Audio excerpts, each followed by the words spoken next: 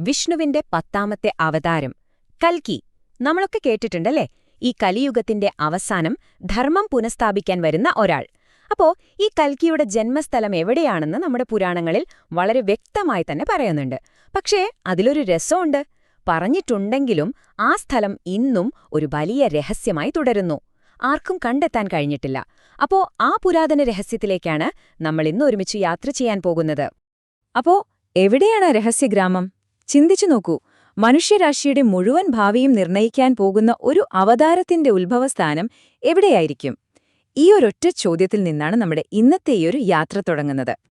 ശ്രീമദ് ഭാഗവതത്തിലെ ഈ പ്രവചനം ഒന്ന് ശ്രദ്ധിച്ചു കേട്ടു നോക്കൂ. കലിയുഗത്തിന്റെ അവസാനത്തിൽ ഭഗവാൻ കൽക്കി ശംഭാല ഗ്രാമത്തിൽ മഹാത്മാവായ വിഷ്ണു യശസ് എന്ന ബ്രാഹ്മണന്റെ പുത്രനായി അവതരിക്കും. കണ്ടില്ലേ, കാര്യങ്ങൾ എത്ര വ്യക്തമായിട്ടാണ് പറഞ്ഞിരിക്കുന്നത്. ഗ്രാമത്തിന്റെ പേരുണ്ട് ശംഭാല, അച്ഛന്റെ പേരുണ്ട് വിഷ്ണു യശസ്, എല്ലാം ഇതിൽ കൃത്യമായി കൊടുത്തിട്ടുണ്ട്. അതെ, വളരെ സിമ്പിൾ, ക്ലിയർ, ഡയറക്റ്റ് ആയിട്ടുള്ള ഒരു പ്രവചനം. ഒരു കൺഫ്യൂഷനുമില്ല. പക്ഷേ കഥയുടെ ഏറ്റവും വലിയ ട്വിസ്റ്റ് തുടങ്ങുന്നത് ഇവിടെയാണ്. ഇത്രയും ലളിതമായ ഒരു കാര്യം എങ്ങനെയാണ് ഏറ്റവും വലിയൊരു രഹസ്യമായി മാറിയത്? അതെ, ഇതാണ് പ്രധാന ചോദ്യം. പ്രവചനം ഇത്രയ്ക്ക് വ്യക്തമാണെങ്കിൽ പിന്നെന്താ ആർക്കും ആ സ്ഥലം കണ്ടുപിടിക്കാൻ പറ്റാത്തത്? ശംഭാല ഒരു സാധാരണ ഗ്രാമം പോലെ ഒന്നായിരുന്നെങ്കിൽ ഇത്രയും കാലത്തിനിടയ്ക്ക് ആരെങ്കിലും അത് കാണണ്ടേ? എന്തുകൊണ്ടാണ് ഒരു ഭൂപടത്തിൽ പോലും പഴയതായാലും പുതിയതായാലും ആ പേര് പോലുമില്ലാത്തത്? ഈ തിരച്ചിൽ ഇന്നോ ഇന്നലെയോ തുടങ്ങിയതല്ല, നൂറ്റാണ്ടുകളായിട്ട് നടക്കുകയാണ്. പണ്ഡിതന്മാര്, യോഗികള്, രാജാക്കന്മാര്, എന്തിനേറെ പറയുന്നു, ഇപ്പോഴത്തെ കാലത്തെ സാഹസികരായ പര്യവേഷകർ വരെ ശംഭാലയെ കണ്ടെത്താൻ ശ്രമിച്ചിട്ടുണ്ട്. അവരെവിടെയൊക്കെ തിരഞ്ഞെന്നോ? ഹിമാലയത്തിലെ മഞ്ഞുമലകൾക്കിടയിൽ, ടിബറ്റിലെ നിഗൂഢമായ താഴ്വരകളിൽ, നേപ്പാളിൽ, ഉത്തരാഖണ്ഡിൽ, പോട്ടെ രാജസ്ഥാനിലെ മരുഭൂമിയിൽ പോലും ഇതിനെ തേടി ആളുകൾ പോയിട്ടുണ്ട്. പക്ഷേ ഫലമോ? ഒന്നുമില്ല. ഇനി ഇത് ശ്രീമദ് ഭാഗവതത്തിൽ മാത്രം പറയുന്നൊരു കാര്യമല്ല കേട്ടോ. വിഷ്ണുപുരാണം, അഗ്നിപുരാണം, ഇങ്ങനെ ഒരുപാട് പുരാണ ഗ്രന്ഥങ്ങളിൽ ഇതേ പ്രവചനം ആവർത്തിക്കുന്നുണ്ട്. പക്ഷെ എല്ലാത്തിലും ഒരു കാര്യമുണ്ട്. ഒരെണ്ണത്തിൽ പോലും ആ സ്ഥലം എവിടെയാണെന്നതിനെക്കുറിച്ചൊരു ചെറിയ സൂചന പോലുമില്ല. ശംഭാല എന്ന ആ പേരു മാത്രം. ഇതൊക്കെ കേൾക്കുമ്പോൾ നമുക്ക് എന്താ തോന്നുന്നത്? ആരോ മനഃപൂർവ്വം ആ സ്ഥലം ഒരു രഹസ്യമാക്കി വെച്ചിരിക്കുന്നത് പോലെയല്ലേ? അപ്പോ എവിടെയാണ് നമ്മുടെ അന്വേഷണം ഒരു പുതിയ വഴിത്തിരിവിലെത്തുന്നത്? ഒരുപക്ഷേ നമ്മൾ ഇത്രയും കാലം തിരഞ്ഞുകൊണ്ടിരുന്നത് തെറ്റായ രീതിയിലായിരുന്നെങ്കിലോ? ശംഭാല എന്നത് നമ്മുടെ കണ്ണുകൊണ്ട് കാണാൻ കഴിയുന്ന, ഭൂപടത്തിൽ അടയാളപ്പെടുത്താൻ പറ്റുന്ന ഒരു സാധാരണ സ്ഥലം അല്ലെങ്കിലോ? ഒന്ന് ചിന്തിച്ചു നോക്കൂ. ഒരു സാധാരണ ഗ്രാമം എല്ലാവർക്കും കാണാം. പക്ഷേ ശംഭാല യോഗ്യതയുള്ളവർക്കും മാത്രം കാണാൻ പറ്റുന്ന ഒന്നാണെങ്കിലോ? നമ്മുടെ യോഗ പാരമ്പര്യമനുസരിച്ച് ശംഭാലയെപ്പറ്റി പറയുന്നത് ഇങ്ങനെയാണ്. അത് നമ്മളീ കാണുന്ന ലോകത്തല്ല, മറിച്ച് ഉയർന്നൊരു ഊർജ്ജതലത്തിൽ, ഒരു ഹയർ ഡയമെൻഷനിൽ നിലനിൽക്കുന്ന ഒന്നാണ്. അങ്ങോട്ട് എല്ലാവർക്കും കയറി ചെല്ലാൻ പറ്റില്ല. ആത്മീയമായി യോഗ്യത നേടിയവർക്കും മാത്രം പ്രവേശിക്കാൻ കഴിയുന്ന ഒരിടം. ഏറ്റവും പ്രധാനപ്പെട്ട കാര്യം എന്താണെന്ന് വെച്ചാൽ, ഈ കലിയുഗത്തിന്റെ ഒരു മാലിന്യങ്ങളും തൊടാത്ത തികച്ചും പരിശുദ്ധമായ ഒരു ദിവ്യസങ്കേതമാണത്. ഇനി ഇതൊന്നും വെറും കെട്ടുകഥകളാണെന്ന് കരുതരുത്. ചരിത്രത്തിലുടനീളം ഇതിന് ചില സൂചനകൾ നമുക്ക് കാണാം. ഉദാഹരണത്തിന്, പണ്ട് ഒരു ടിബറ്റൻ സന്യാസിയുടെ കയ്യെഴുത്ത് പ്രതിയിൽ ശംഭാലയെ മഞ്ഞുമലകൾക്ക് പിന്നിൽ മറഞ്ഞിരിക്കുന്ന പുണ്യഭൂമി എന്നാണ് വിശേഷിപ്പിക്കുന്നത്.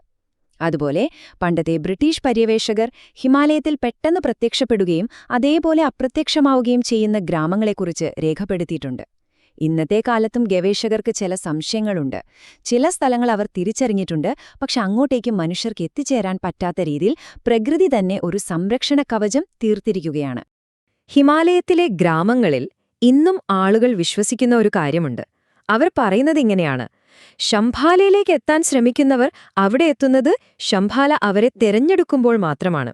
ഈ ഒരൊറ്റ വാചകത്തിലെല്ലാം ഉണ്ടല്ലേ? അതായത് നമ്മൾ തേടിപ്പിടിച്ചു പോകുന്ന ഒരിടമല്ലാത്, മറിച്ച് ശംഭാല നമ്മളെ അങ്ങോട്ടേക്ക് തെരഞ്ഞെടുക്കുകയാണ് വേണ്ടത്. ഓക്കെ, അപ്പൊ ശംഭാല മറഞ്ഞിരിക്കുകയാണെന്ന് നമുക്ക് മനസ്സിലായി. പക്ഷെ അടുത്ത ചോദ്യം ഇതാണ്: എന്തിനാണ് ഈ സ്ഥലം ഇങ്ങനെ രഹസ്യമായി സൂക്ഷിക്കേണ്ടത്? ഇതിന്റെ ആവശ്യകത എന്താണ്? അതിനും വ്യക്തമായ കാരണങ്ങളുണ്ട്. പ്രധാനമായും 3 ഒന്ന്, സംരക്ഷണം.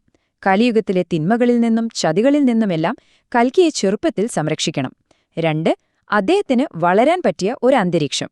ധർമ്മം മാത്രം നിലനിൽക്കുന്ന ഒരു പരിശുദ്ധമായ അന്തരീക്ഷം അദ്ദേഹത്തിന്റെ വളർച്ചയ്ക്ക് അത്യാവശ്യമാണ്. ഇനി മൂന്നാമത്തേത് ഏറ്റവും പ്രധാനം: സമയം. ലോകം ഏറ്റവും ഇരുണ്ട അവസ്ഥയിലെത്തുമ്പോൾ ആ ശരിയായ സമയത്ത് മാത്രമേ അദ്ദേഹം പുറം ലോകത്തേക്ക് വരേണ്ടതുള്ളൂ. അതുവരെ അദ്ദേഹത്തെ സുരക്ഷിതമായി സൂക്ഷിക്കാൻ വേണ്ടിയാണ് ഈ രഹസ്യം. അപ്പോ ചുരുക്കി പറഞ്ഞാൽ, ശംഭാല എന്നത് വെറുമൊരു ജന്മസ്ഥലം മാത്രമല്ല, അതിലുപരി മനുഷ്യരാശിയുടെ അവസാനത്തെ പ്രതീക്ഷയെ കാത്തുസൂക്ഷിക്കുന്ന ഒരു ദിവ്യസങ്കേതമാണത്. ഒരു വലിയ ദൈവിക പദ്ധതിയുടെ ഭാഗം. ഇനി ആ പേരിന്റെ അർത്ഥം കൂടി നോക്കാം. അതിൽ തന്നെയുണ്ട് അതിന്റെ മുഴുവൻ സ്വഭാവവും. ശം, ഭല എന്നീ രണ്ട് സംസ്കൃത വാക്കുകൾ ചേർന്നതാണ് ശംഭാല. ശം എന്നാൽ ശാന്തി, സമാധാനം. ഭല എന്നാൽ സമൃദ്ധി അല്ലെങ്കിൽ അനുഗ്രഹം. അപ്പൊ ശംഭാല എന്ന് പറഞ്ഞാൽ ശാന്തിയുടെയും ശുദ്ധമായ അനുഗ്രഹങ്ങളുടെയും നാട്. ഇതൊരു സ്ഥലപ്പേരിനേക്കാൾ ഉപരി ഒരവസ്ഥയാണ് സൂചിപ്പിക്കുന്നതെന്ന് വ്യക്തമല്ലേ? അപ്പോ ശരിക്കും എന്താണ് ശംഭാല? പർവ്വതങ്ങൾക്ക് പിന്നിൽ മറഞ്ഞിരിക്കുന്ന ഒരു ഗ്രാമമാണോ? അതോ മനുഷ്യരാശിക്ക് ഏറ്റവും ആവശ്യമുള്ള സമയത്ത് മാത്രം പ്രത്യക്ഷപ്പെടാൻ കാത്തിരിക്കുന്ന ഒരു ദിവ്യലോകമാണോ? ഒരുപക്ഷേ ഇതിനെല്ലാം അപ്പുറം ശംഭാല എന്നത് പുറത്തെവിടെയോ തിരയേണ്ട ഒന്നല്ല, മറിച്ച് നമ്മൾ ഓരോരുത്തരും നമ്മുടെ ഉള്ളിൽ തന്നെ കണ്ടെത്തേണ്ട ഒരു ബോധമണ്ഡലമാണോ? എന്തായാലും ഒരു കാര്യം ഉറപ്പാണ്, ആ രഹസ്യസങ്കേതത്തിൽ എവിടെയോ, അതെവിടെയായിരുന്നാലും വിഷ്ണുവിന്റെ ഭാവി അവതാരം തന്റെ ദൗത്യത്തിനായി ഇതിനകം തയ്യാറെടുക്കുന്നുണ്ടാവാം. ആ സമയത്തിനായി നമുക്ക് കാത്തിരിക്കാം.